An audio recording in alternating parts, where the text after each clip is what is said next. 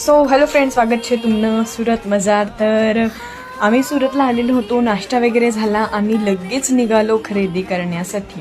तर सायनला मावशी काका ते राहतात आणि ही बघा माझी बहीण ब्राईड, पप्पा, मावशीचे मुलं आणि आम्ही सगळेजण निघालो होतो खरेदी करण्यासाठी. सुरतचं वातावरण छान होतं.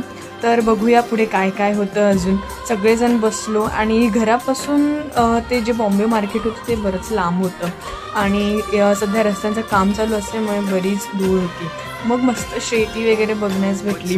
हा शुभम आज आम्हाला फिरवणार आहे सुरत. इकडे होती तापी नदी आणि मस्त एन्जॉय करत भरपूर 1 ते 1.5 तासानंतरून पोहोचलो आम्ही बॉम्बे मार्केटला. बॉम्बे मार्केटला आल्यावर मी तरी फर्स्ट टाईम बघितलं होतं, पण बहिणी जे आहे त्या आलेल्या होत्या इथे आधी. मग जसं आम्ही एंट्री केली बॉम्बे मार्केटमध्ये तसं आम्ही आधी रिफ्रेशमेंट म्हणून सुमूची लस्सी घेतली. ती घेतल्यानंतर जशी एंट्री मारली मित्रांनो, बघितलं तर काय बापरे, सुंदर सुंदर लेहंगे वगैरे होते.